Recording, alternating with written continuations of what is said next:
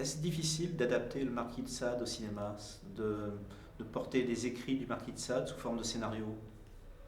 J'ai Moi, ça l'impression. dépend. Bien sûr, il y a les 50 jours, les 100 jours à Sodome, c'est bien difficile. Ça. Il y a des trucs, des salles qui sont.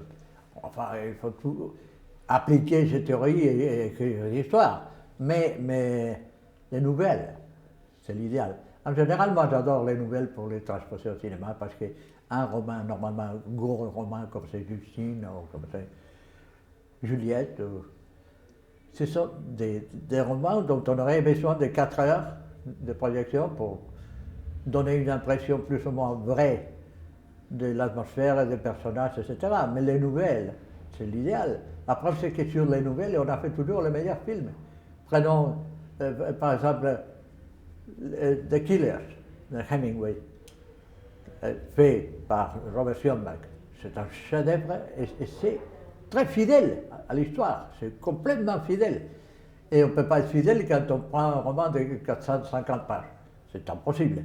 Mais alors, les nouvelles de ça sont formidables parce que derrière, ce sont des nouvelles pleines d'action, pleines d'idées visuelles, quoi. C'est très facile. Il faut avoir les culottes de le faire et puis foncer et le faire. Alors moi, j'en ai fait, à ce moment-ci, j'en ai fait 3 nouvelles de Sade au cinéma. Ça a été La philosophie dans le boudoir, après, Eugénie, et après, j'ai fait quand même Martine de Fromal.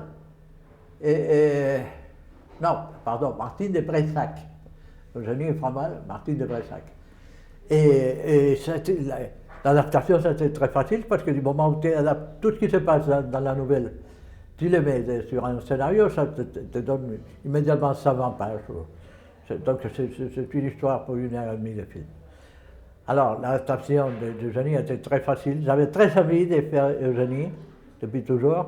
Mais à partir du moment où j'ai fait, ça a eu un succès, surtout aux États-Unis, incroyable, la philosophie dans le boudoir. Alors, je dis, ou maintenant ou jamais. Alors, je me suis attaqué à faire Eugénie. Et j'aime beaucoup plus Eugénie que la philosophie dans le boudoir. Pourquoi? Parce que j'étais beaucoup plus libre. Et pour moi, le cinéma, depuis que j'étais assistant d'un monsieur qui s'appelle Luis Berlanga, qui est un grand monsieur du cinéma, quand j'étais son assistant, il m'a dit, écoute, un jour qu'il était désespéré parce que rien ne marchait, parce que la censure, parce que les coproducteurs, parce que tout ce genre de conneries qui se passe pendant un tournage important, il m'a dit, écoute, apprends une chose, pour faire du bon cinéma, il faut avoir une caméra et la liberté. Et voilà.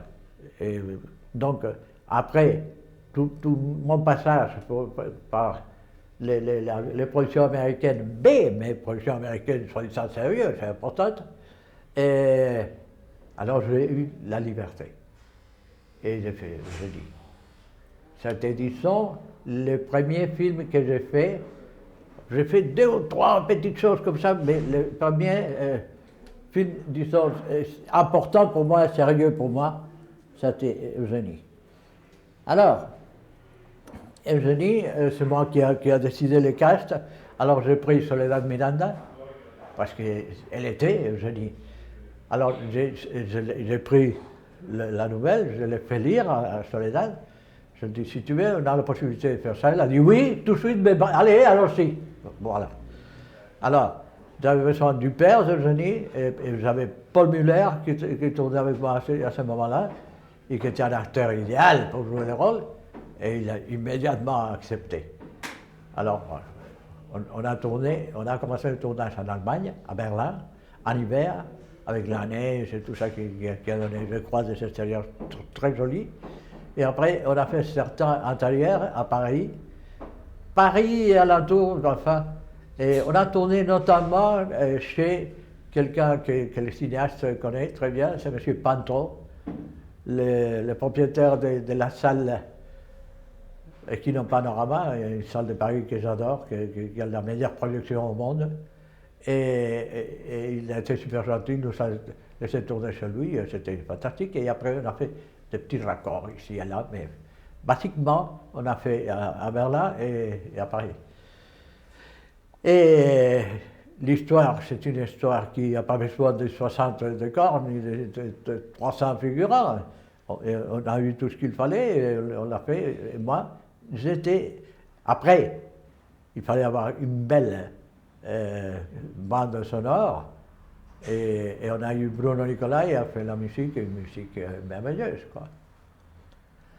Et voilà, c'est un des rares moments où je suis presque content. Il y a même une demi-heure de suite, toute la demi-heure que j'ai dit oui, ça va, c'est bon. Mais est-ce difficile de moderniser le Marquis de Non, Sade? mais ce sont des sentiments qui existent toujours, qui existent depuis toujours. C'est éternel, de Sade, il était un génie. Alors les histoires qu'il raconte sont des histoires de la vie, mais la seule chose qu'il les racontait avec une telle franchise que tout le monde disait oh, c'est le diable. Mais ce n'est pas le diable, ce sont des histoires qui apparaissent dans tous les journaux, tous les jours, et qui sont chez lui bien meilleures parce qu'il les donne quand même. Il fait un tournant beaucoup plus esthétique et beaucoup plus beau d'un côté et de l'autre côté beaucoup plus profond dans le sens des raisons des choses. Alors moi, je voudrais, en fait, j'en ai fait encore un film qui s'appelle Helter Skelter, très récemment, qui est basé sur des textes de Sade. C'est un film très film d'avant-garde, parce qu'il n'y a pas de dialogue pur, des normaux, ah, comment vas-tu, etc. Rien. Il n'y a que des textes de Sade, plus des images et la musique. Que c'est moi qui ai fait la musique avec un groupe de 25 musiciens, dont il y avait notamment des saxophonistes formidables, et j'ai fait des arrangements pour 6 sax, comme ça. J'aime bien, j'aime beaucoup aussi.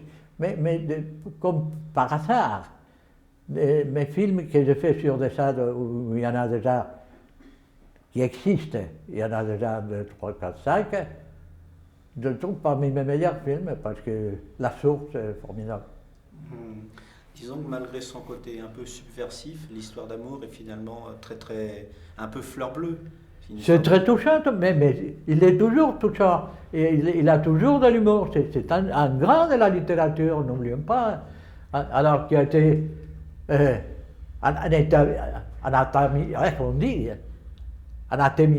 anathémisé par l'Église. Pourquoi? Parce qu'il n'est vraiment pas l'idéal pour un curé, non? Mais sa façon de voir le monde. Mais de toute manière, qui correspondent, de Sade. Maintenant, il est libre, on peut l'acheter, on peut les lire. Donc ça veut dire qu'il est toujours actuel. Parce que sa personne aurait repris l'édition de toute son œuvre. Alors, étant donné, je crois que comme il y a toujours une raison immédiate pour les choses, et finalement, quand j'ai fait la philosophie dans le Bédoir, je n'étais pas tellement 100% content de certaines réflexions que j'ai eues de la production américaine à cause de que c'était trop hardi, et que c'était trop en premier degré, que machin chouette. Alors, pour moi, après ces films, j'ai fait le Contracula et par la suite, mon contrat avec eux était terminé. Alors, j'attendais ça pour monter et je dis vraiment. Et c'est un film libre. Et ça se voit, ça c'est récent. Et les acteurs, aussi bien les acteurs que tout, respirent en pleine liberté. Le film met en scène une actrice qui compte beaucoup pour vous, c'est Soledad Miranda. Ah oui, bien sûr, parce qu'elle était magnifique, elle était merveilleuse. Et c'était pas seulement. Non, c'était un monstre du cinéma. C'était plus qu'une comédienne. Parce qu'elle n'était pas une grande comédienne, mais elle avait une telle intuition et un tel élan, une telle force, une présence physique. C'était une fille en principe très peu instruite. Et, oui, elle savait écrire et lire et tout ça, mais disons que si on lui demandait de faire déjà un truc, une opération un peu compliquée, déjà ça s'accrochait. Mais elle était gitane de Séville. C'est la terre où il y a les plus belles femmes en Espagne. Et elle n'était pas belle, mais elle avait une force, une présence physique et une élégance naturelle, parce que c'était naturel, parce qu'elle n'était pas une fille très bien élevée ou qui avait suivi des cours. Non, il y a énormément de gitans, surtout de ces côtés de Séville, ils sont entrés dans un endroit avec une allure, une démarche. On dit voilà, les princes de Galles. Les princes de Galles, c'est quelqu'un qui ne sait pas lire, mais ils sont stars, ils sont la patte. Hein. Alors, c'est le cas de Soledad. Soledad avait cette intuition, elle comprenait tout, mais comme ça, elle pigeait n'importe la plus petite des nuances et tout, mais c'était par l'intuition. Alors, je crois qu'elle était merveilleuse dans le film. Elle est merveilleuse, oui. Et sa disparition a dû être une grande perte pour vous? Parce qu'elle est, ah oui. Elle est morte très très très jeune, elle avait 27 ans, je crois, 26 29 ans. 29 ans, oui. Ouais.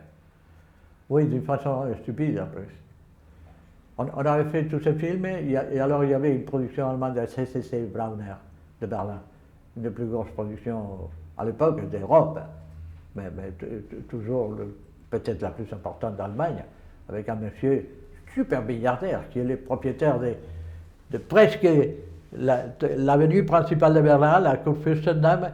Il y a une bonne partie qui lui appartiennent toujours.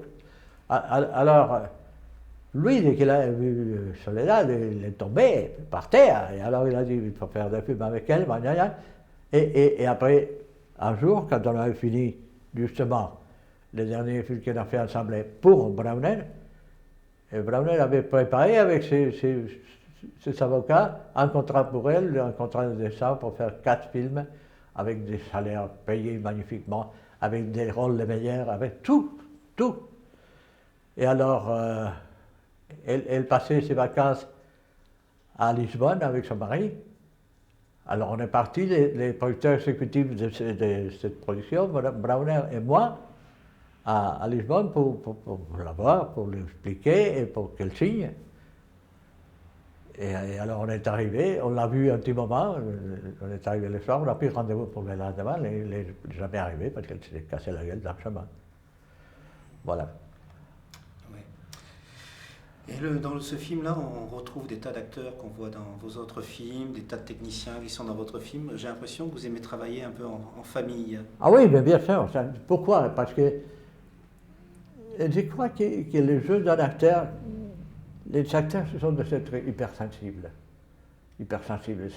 Autrement, ils ne seraient pas des acteurs. Alors, je trouve qu'on peut avoir un groupe qui te connaît, qui confie dans ce que tu fais, qui aime travailler avec toi. Alors à partir de ce moment, toutes les choses sont beaucoup plus faciles, on ressort beaucoup plus. Moi j'aime beaucoup ça. Il y a certains acteurs avec qui j'ai fait 40 films. Lina par exemple, plus de 40, avec Lina j'ai fait 60 minimum. Et en plus, disons, avec Howard Verdon, j'en ai fait presque 50. Pourquoi? Parce que c'était des visages, des personnalités qui me conviennent, qui sont complètement dans le contexte de mes histoires et de mes films, et que j'aime beaucoup personnellement, et où tout est plus facile parce qu'il ne faut pas convaincre de rien, non, il y a une lancée spontanée de collaborer, de faire les choses ensemble. C'est la même chose avec les techniciens? Ah oui, 100%. Moi, j'ai fait par exemple avec des assistants de mise en scène ou des monteurs, il y a quelques-uns avec qui j'ai fait 30 films, des chefs opérateurs aussi. Quel souvenir gardez-vous du tournage de Génitsat? C'était un tournage aussi facile que certains autres ou un peu plus compliqué ou... Non, ce n'était pas compliqué du tout. Non, parce que d'ailleurs, le tournage à Berlin, on l'a fait d'une façon, il faisait très froid, c'était la seule salerie. Mais à part ça, et Soledad qui était très drôle, elle personnellement. Alors elle grelottait, une gitane de Séville à moins 15. Hein? Et un jour, on tournait en intérieur et il y a quelqu'un qui a laissé la porte ouverte. Alors il a dit, s'il vous plaît, fermez la porte, parce que vous allez refroidir par là. Parce qu'elle grelottait tout le temps. Mais à part ça, j'ai senti des détails pas importants. Et le tournage était la gloire. Et après, quand on est arrivé à Paris, la même chose, parce qu'avec elle, on avait 2 ou 3 décors super. Et le groupe, on connaissait très bien. Il y avait Marius et Daniel. Ils s'aimaient beaucoup, Soledad aussi. Alors, il n'y a pas eu un seul problème. D'ailleurs, je crois que Marius Le Sueur, le producteur, tient un rôle dans le film. C'est Marius tient un petit rôle dans le film, dans Eugénie. Oui, oui. Oui, quelquefois, il a essayé. Il n'aime pas. En principe, il ne voulait jamais apparaître. Mais je l'ai fait apparaître tout au moins 5 ou 6 fois. De petits rôles toujours, évidemment. Il ne veut pas faire autre chose. Mais pourtant, dans celui-ci, Karl-Heinz Manchen, qui était mon partenaire et le producteur exécutif de chez Brauner, il joue le rôle du comédien qui explique des blagues sur la scène dans la boîte de nuit qui apparaît dans le film. Et qui était drôle, parce qu'il était très drôle, il est mort, pas petit. Mais il était très drôle, lui, il les racontait, il était un berlinois. En général, les Allemands, moi, j'aime pas tellement leur sens d'humour, ou je comprends même pas. Mais lui, il était un gars de Berlin. Et les Berlinois, je ne sais pas pour quelle raison, ils sont un autre style d'humour. Alors, lui, il était super drôle. Il raconte 2 histoires sur la scène, formidable, où les gens se pliaient de rire quand on leur a montré les films.